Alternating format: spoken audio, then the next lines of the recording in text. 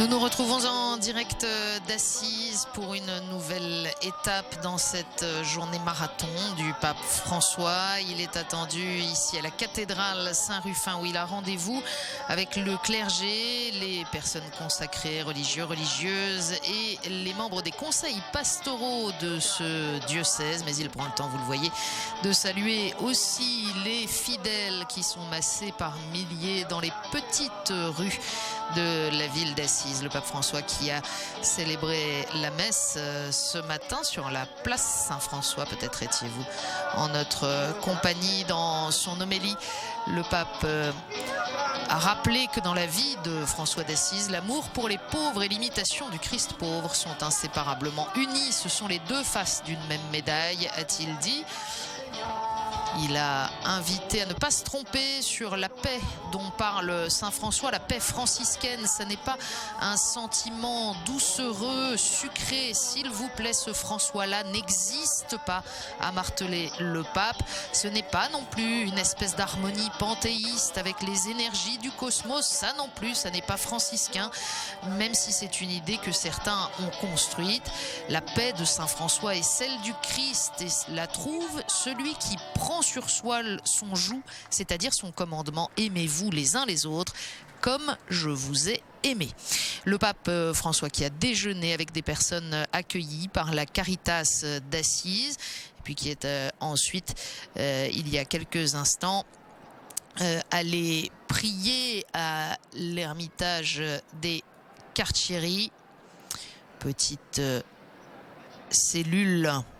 Cartieri, ça veut dire prison, bien sûr, mais ici, ça ne fait pas allusion à des prisonniers au sens pénitentiaire, mais à des reclus au sens religieux. C'est Cartieri sur le mont Subiasso.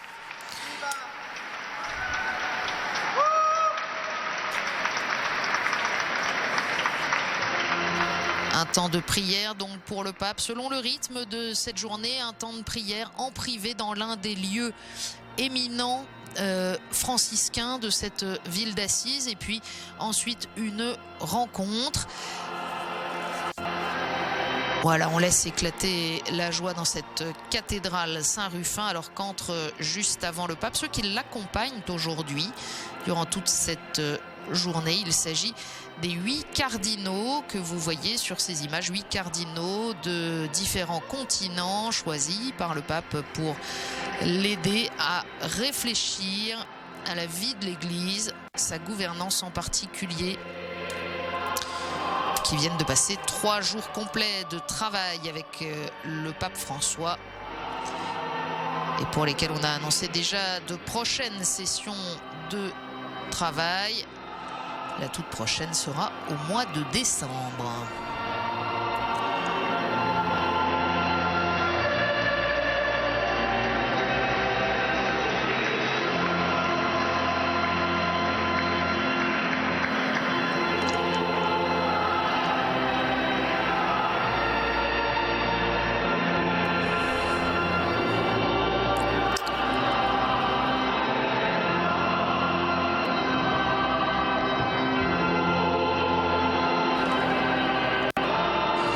Ce sont bien les forces vives de ce diocèse d'Assise, les forces vives qui sont ici rassemblées, à la fois le clergé, les religieux et religieuses, mais aussi les laïcs engagés, particulièrement ceux qui sont membres des conseils pastoraux des paroisses.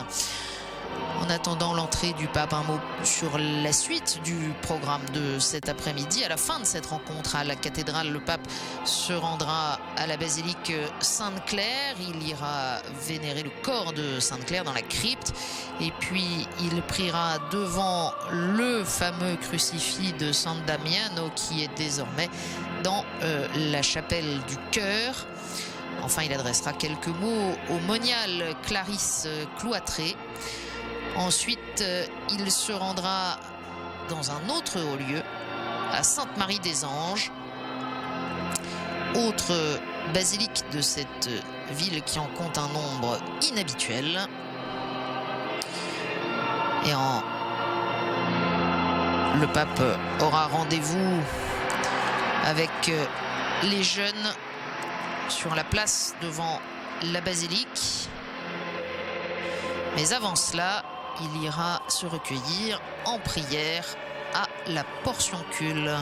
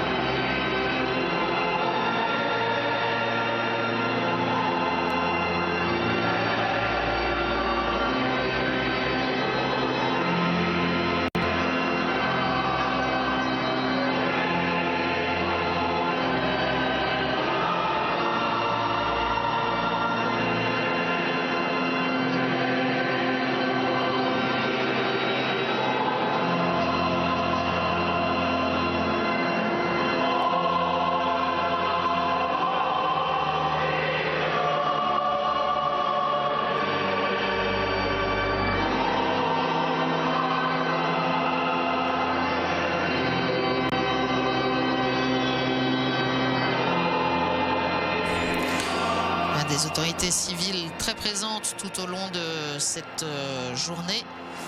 Je rappelle que Saint François est aussi le saint patron de l'Italie. L'Italie en deuil après le dernier drame de Lampedusa qui a vu à nouveau la mort de plus d'une centaine de candidats à l'immigration. L'Italie dans la situation politique est aussi difficile et qui, par l'intermédiaire du maire de Pérouse tout à l'heure, a reproduit ce geste fort de rallumer la lampe votive qui doit être placée auprès du tombeau de Saint François en signe de confiance et de dévotion de l'ensemble du peuple italien envers son saint patron.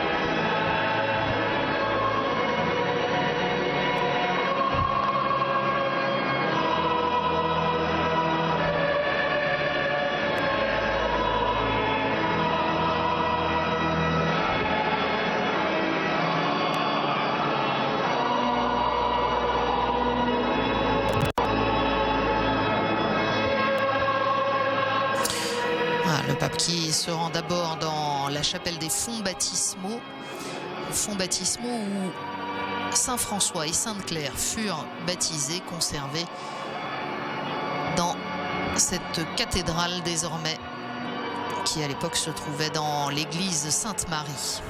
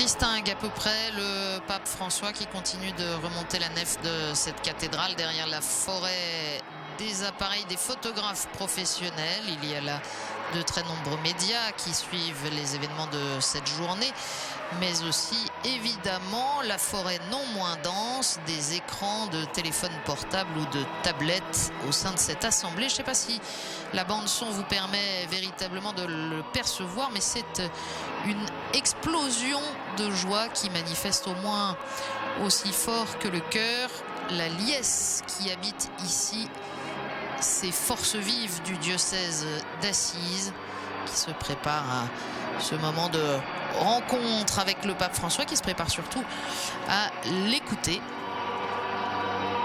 mais qui pour l'instant sont d'abord tout à la joie de le voir et du temps qu'il prend pour les saluer.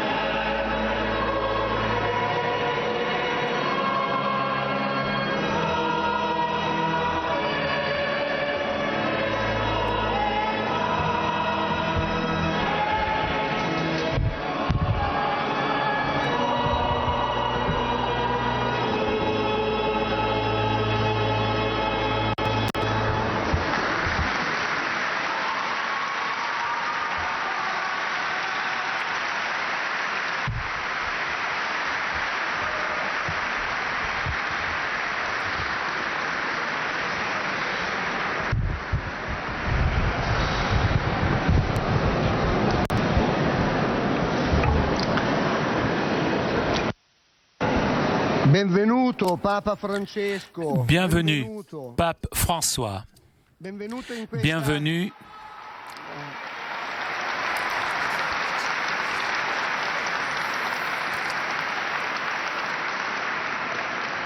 Bienvenue dans cette cathédrale de Saint-Rufin qui garde, et on vient de le voir, les fonts baptismaux où François et Claire, Santa Chiara, sont nés dans les eaux de la foi. Ici, en tant qu'église de Assise, in c'era umbra guardo tadino, dans laquelle convergent des histoires différentes, mais désormais unis, nous cherchons la bonne marche pour une marche unique. 3 mots peuvent résumer notre engagement. Le premier mot est synode. Nous le célébrons l'année prochaine. Ce mois-ci, nous commençons donc une phase de consultation de base avec les paroisses, les mouvements, les sanctuaires. Nous partons de la grâce d'une visite pastorale intense et nous t'offrons ces actes. Bénis, Saint-Père, notre chemin synodal. La deuxième parole, le deuxième mot est paroisse vive. Nous impressionne, Pape François, la simplicité avec laquelle tu arrives à créer et réchauffer les relations. De quelques mois, ta façon d'être nous fait ressentir avec une force nouvelle la nostalgie de cette page des Actes des Apôtres où l'on dit que les premiers chrétiens avaient un cœur seul et une âme seule. Nous essayons de donner ce ton à nos communautés. Nous le faisons mettant la parole de Dieu au centre. Nous sommes à la 4e année de nos écoles de la parole. Nous aimerions donner une nouvelle vitalité aux paroisses en construisant, en partant de la parole de Dieu, beaucoup de petites communautés qui soient des familles authentiques de l'Évangile. Pape François, apprends-nous ton secret pour transmettre le sourire de Jésus, nous faisant sentir sa famille. La troisième parole, nous la prenons de ton vocabulaire préféré. Les périphéries. Nous sommes appropriés ce mot au point de le mettre en tête de notre programme pastoral de cette année. Oui, nous sommes vraiment d'accord lorsque tu nous dis qu'en restant enfermés, nous mourrons. Si nous allons vers les autres, alors nous pourrons renaître. Allez, c'est le mandat de Jésus. Nous avons déjà fait les dernières années, encouragés aussi par Pape Benoît dans sa visite de 2007, une grande mission qui est liée à la mémoire de celle que nous avons appelée l'attente du ressuscité dans la place, un moment d'évangélisation qui a éveillé une grande implication de tout le monde. Maintenant, avec la force et la parole de Dieu, nous sommes poussés sur le chemin, dans les maisons des hommes et surtout envers les plus pauvres. C'est tellement beau. C'est beau d'être avec eux. Vous aurez tous voir ça, le dialogue que nous avons eu avec les pauvres dans notre centre d'accueil. Nous nous inquiétons d'eux. Malheureusement, la crise économique se fait ressentir. De toute façon, il faut regarder tout le monde. Merci dès maintenant pour tout ce que tu vas nous dire et tout particulièrement pour ta bénédiction à notre chemin synodal. Merci, Pape François. Merci.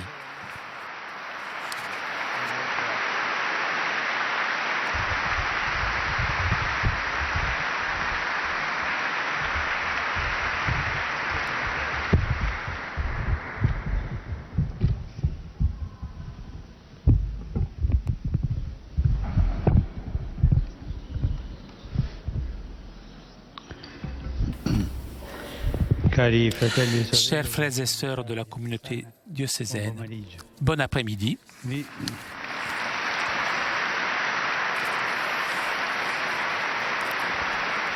Je vous remercie de votre accueil, des prêtres, des religieux, religieuses, des laïcs engagés dans les conseils pastoraux. Ils sont nécessaires, les conseils pastoraux. Un évêque ne peut pas guider un diocèse sans les conseils pastoraux. Un curé ne peut pas guider la paroisse sans les conseils pastoraux. C'est fondamental.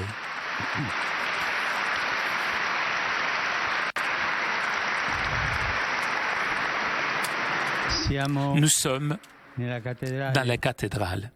Ici, on garde les fonds baptismaux où Saint François et Sainte Claire furent baptisés. À cette époque-là, se trouvait dans l'église de Sainte Marie. La mémoire du baptême est importante. Le baptême est notre naissance en tant que fils de la mère Église. Je voudrais vous poser une question. Qui parmi vous connaît le jour de son baptême? Il n'y en a pas beaucoup, hein? Maintenant, alors, petit devoir pour la maison. Maman, papa, alors dis-moi, quand j'étais baptisé, c'est important, puisque c'est le jour de la naissance. Un seul esprit, un seul baptême, dans la variété des charismes et des ministères. Quel grand don que d'être Église, faire partie du peuple de Dieu. Nous sommes tous le peuple de Dieu, dans l'harmonie, dans la communion des diversités, qui est l'œuvre du Saint-Esprit. Puisque le Saint-Esprit est l'harmonie et fait l'harmonie. C'est un don de Dieu. Et nous devons être ouverts à le recevoir, ce don. L'évêque est le gardien de cette harmonie. L'évêque est le gardien de ce don, de l'harmonie dans la diversité. Pour cela, le pape Benoît a voulu que l'activité pastorale dans les basiliques papales franciscaines soit intégrée en l'activité diocésaine. Puisqu'il doit créer l'harmonie, faire l'harmonie. C'est son devoir, sa tâche, c'est son devoir, sa vocation. C'est lui un don spécial pour le faire. Je suis heureux que vous marchiez bien sur ce chemin, au bénéfice de tous, en collaborant ensemble sereinement. Et je vous encourage à continuer. La visite pastorale qui s'est achevée depuis peu et le synode diocésain que vous allez célébrer, ce sont des moments forts de croissance pour cette Église que Dieu a bénie de façon particulière. L'Église grandit.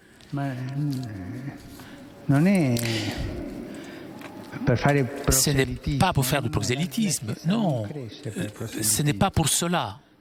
L'Église grandit par attraction, l'attraction du témoignage que chacun d'entre nous donne au peuple de Dieu. Maintenant,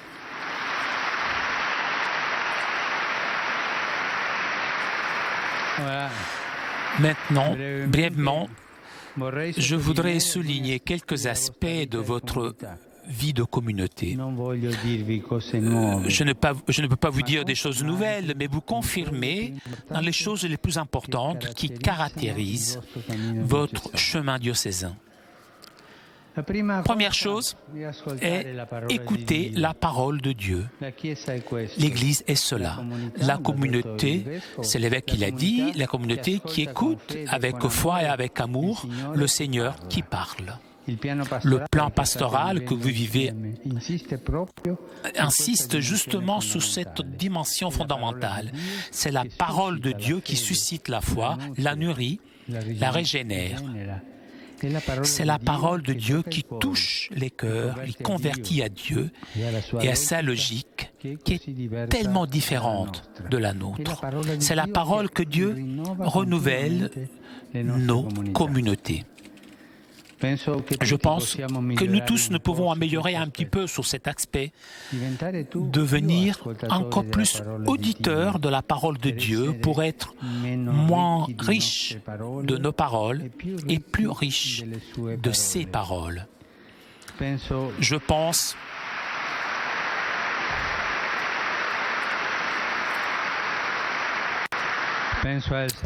au prêtre qui a la tâche de prêcher.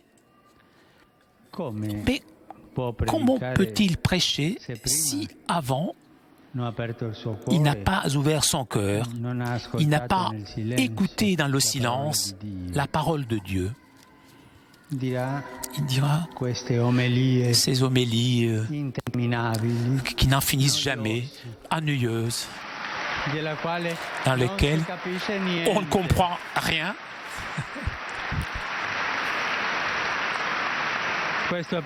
Ça, c'est pour vous. Hein? Je pense au papa, à la maman, qui sont les premiers éducateurs.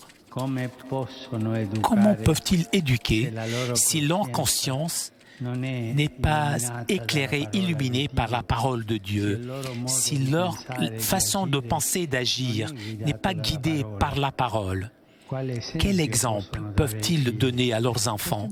C'est important cela, puisqu'ensuite, papa et maman se plaignent. Mon fils, quel témoignage tu lui as donné? Comment tu as parlé à ton fils de la parole de Dieu ou avec la parole des journaux télévisés? Papa et maman doivent donner la parole de Dieu.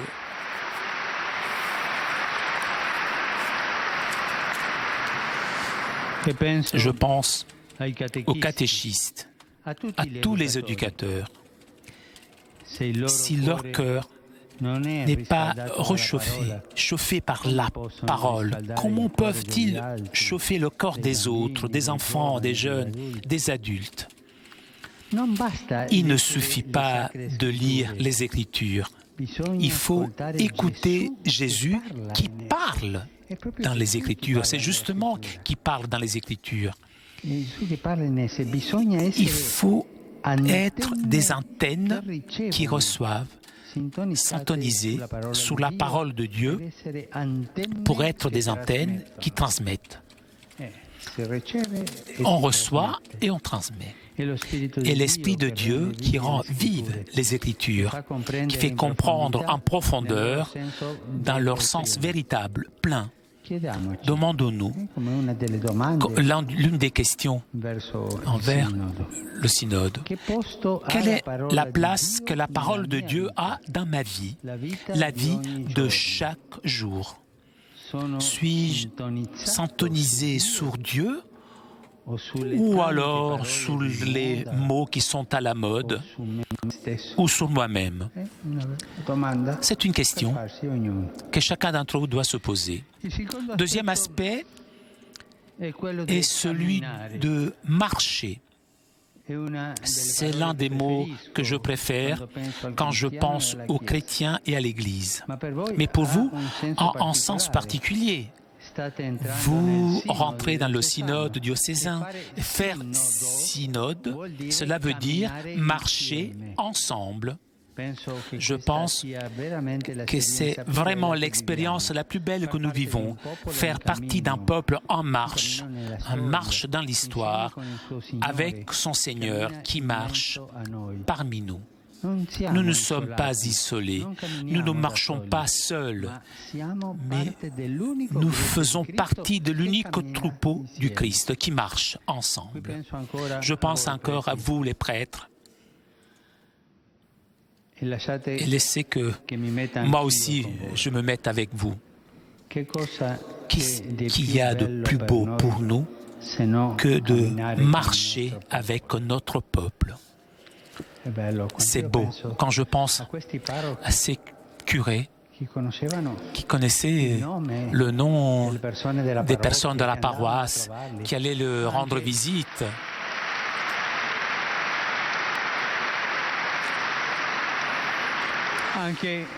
Même comme quelqu'un me disait, je connais le nom du chien de chaque famille, même le nom du chien. C'est beau ça. Qu'est-ce qu'il y a de plus beau? Je le répète souvent, marcher avec notre peuple, parfois devant, parfois au milieu, parfois derrière. Devant,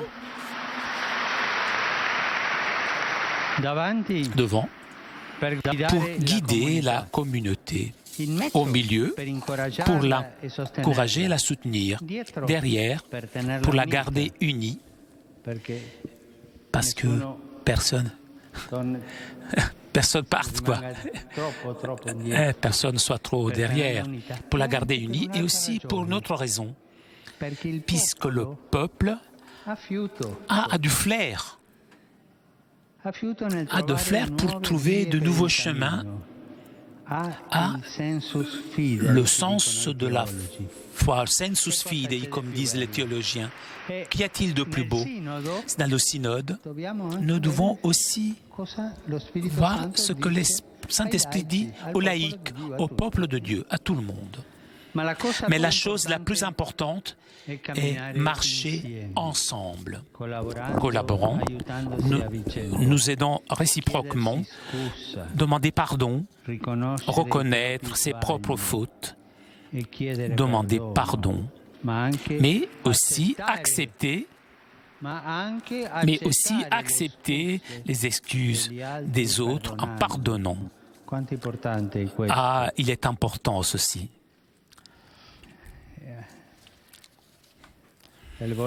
Parfois, je pense à les mariages que, après tant d'années, les gens se séparent.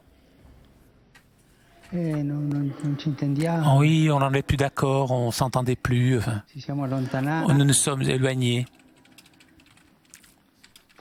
Peut-être ils n'ont pas su demander pardon à temps. Peut-être ils n'ont pas été capables de pardonner à temps. Et aux nouveaux époux, toujours, moi, je donne ce conseil. Disputez-vous autant que vous voulez, si les assiettes volent, mais jamais terminer la journée sans faire la paix. Jamais.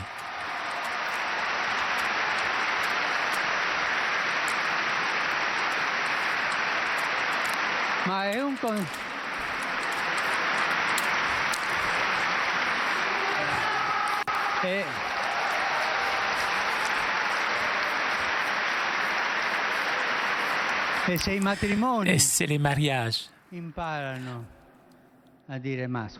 C'est les époux apprennent à se dire pardon, même un petit geste. Voilà la paix. Et on reprend la vie le lendemain. Voilà un secret. C'est la vie.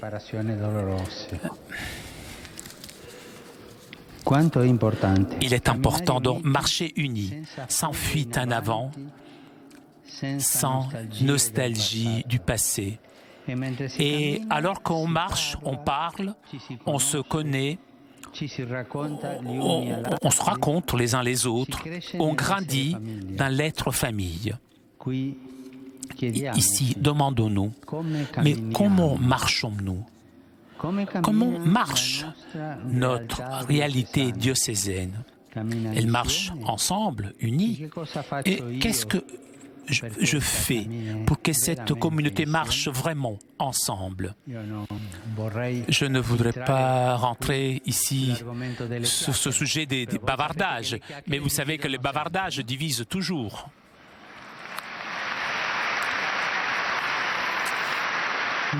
Donc, écouter, marcher. Le troisième aspect est celui missionnaire, annoncer jusqu'aux périphéries.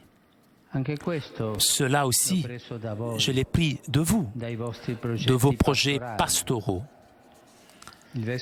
L'évêque en a parlé récemment, mais je veux le souligner, même parce que c'est un élément que j'ai vécu beaucoup lorsque j'étais à Buenos Aires.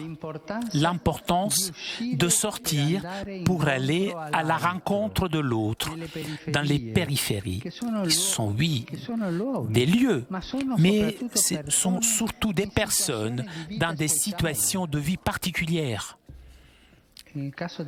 C'est le cas du diocèse que j'avais auparavant, le diocèse de Buenos Aires, une périphérie qui me faisait beaucoup de peine. C'est trouver dans les familles de la classe moyenne, des enfants qui ne savaient pas se faire le signe de la croix. C'est une périphérie, cela. Et je vous pose la question, ici, dans ce diocèse, il y a des enfants qui sont incapables de faire le signe de la croix. Pensez-y.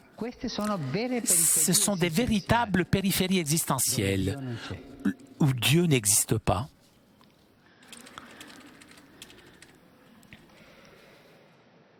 Dans un premier sens, les périphéries de ce diocèse, par exemple, ce sont des zones du diocèse qui risquent d'être aux marges, à l'extérieur des rayons des réflecteurs. Mais ce sont aussi des personnes, des réalités humaines, des gens méprisés. Ce sont des personnes qui peut-être se trouvent physiquement proches du centre, mais spirituellement éloignées. N'ayez pas peur de sortir et d'aller à la rencontre de ces personnes, de ces situations. Ne vous laissez pas bloquer par des préjugés, par des habitudes, rigidités mentales ou pastorales. Par le célèbre, on a toujours fait comme ça, mais on peut aller vers les périphéries seulement si on a la parole de Dieu dans le cœur et si on marche avec l'Église comme Saint François. Autrement, c'est nous-mêmes que nous portons et pas la parole de Dieu. Et cela, ce n'est pas bon. Ça ne sert à personne. Ce n'est pas nous qui sauvons le monde. C'est le Seigneur qui sauve le monde. Voilà, chers amis. Je ne vous ai pas donné des recettes nouvelles. Je ne les ai pas. Et ne croyez pas à ceux qui disent de les avoir, ces recettes. Ils n'existent pas. Mais j'ai trouvé dans le chemin de votre Église des aspects très beaux, importants, qui doivent grandir. Et je veux vous confirmer dans ces projets. Écoutez la parole de Dieu. Marchez ensemble, en fraternité. Annoncez l'Évangile dans les périphéries. Que le Seigneur vous bénisse. Que la Vierge vous protège. Et Saint François vous aide, vous tous, à vivre la joie d'être disciples du Seigneur. Merci.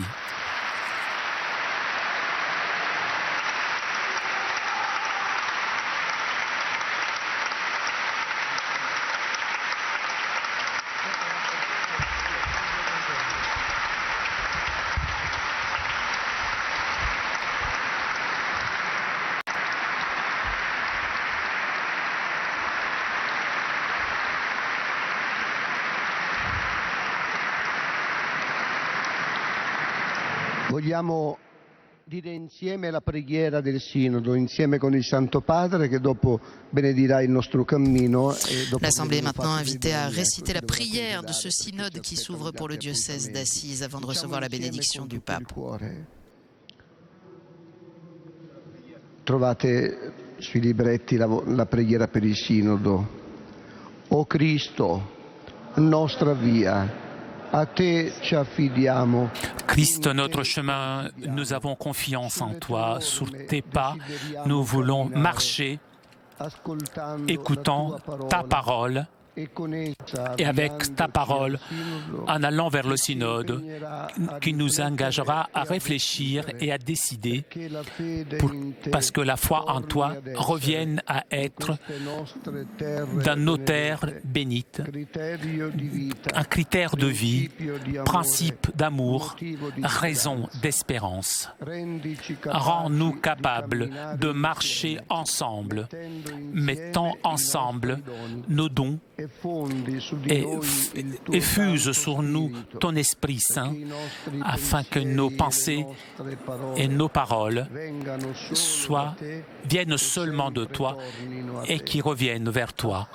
Écoute la voix de la Vierge Mère et de nos saints qui intercèdent pour nous. Sois toujours Jésus béni, avec le Père et le Saint-Esprit, Dieu unique et trin, dans les siècles des siècles.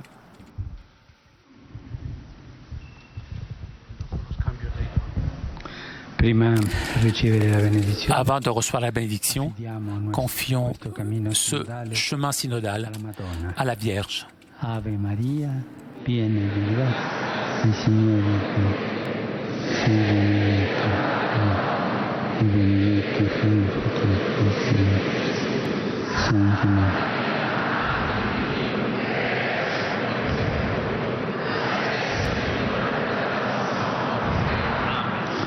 Vi benedica Dio Onnipotente, Padre e Figlio e Spirito Santo.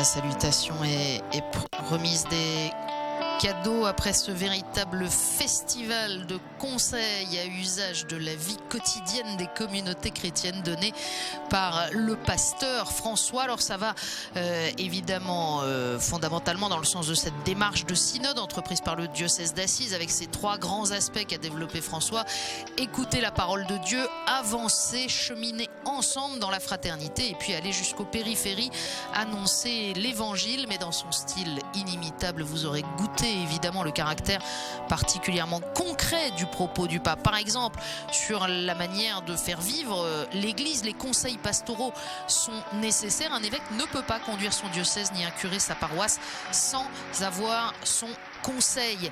Et puis le pape qui a fustigé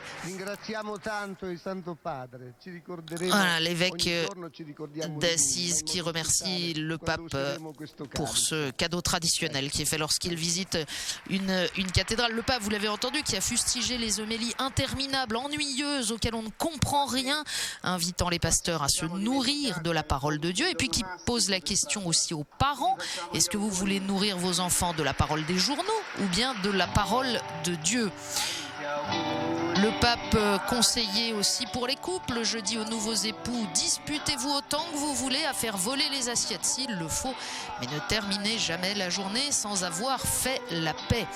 Avancer, cheminer, c'est l'un des mots que je préfère quand je pense aux chrétiens et à l'Église, a confié le pape François, qui invite une fois de plus à sortir vers les périphéries à la rencontre des personnes marginalisées, de ceux qui sont spirituellement éloignés aussi. Les périphéries, ce sont aussi ces familles dont les enfants ne savent pas faire le signe de croix, a dit le pape François, qui insiste: on ne peut aller jusqu'aux périphéries que si l'on porte la parole de Dieu dans son cœur et si l'on avance avec l'Église. Voilà, écoutez la parole de Dieu, avancez ensemble et annoncez l'Évangile jusqu'aux périphéries. Je ne vous donne pas là de recettes nouvelles, a dit le pape. D'ailleurs, je n'en ai pas et je ne crois pas ceux qui prétendent en avoir. Le pape François qui va maintenant quitter cette cathédrale au chant d'acclamation de l'Alléluia, mais avec en plus l'immense acclamation de ces forces vives du diocèse d'Assise ici rassemblées. Et le pape va se rendre maintenant à la basilique Sainte-Claire où il va prier, à nouveau se recueillir devant le tombeau de Sainte-Claire, devant la dépouille de Sainte-Claire, et puis prier devant le crucifix de San Damiano, de Saint Damien, qui est maintenant donc abrité par cette basilique. Et puis ensuite par cette basilique Sainte-Claire, pardon, et il dira aussi quelques mots aux sœurs Clarisse. Et puis ensuite, il se rendra à la basilique Sainte-Marie des Anges. Il ira se recueillir dans la portioncule, cette petite chapelle rebâtie par François, désormais abritée dans la basilique Sainte-Marie des Anges. Et puis, il a rendez-vous là avec les jeunes cette fois. Voilà, sur ces images du pape François, de cette joie partagée et du pape François qui ne se lasse pas de saluer et de bénir tous ceux qu'il croise sur sa route. Nous allons donc le laisser gagner sa prochaine étape. À tout à l'heure.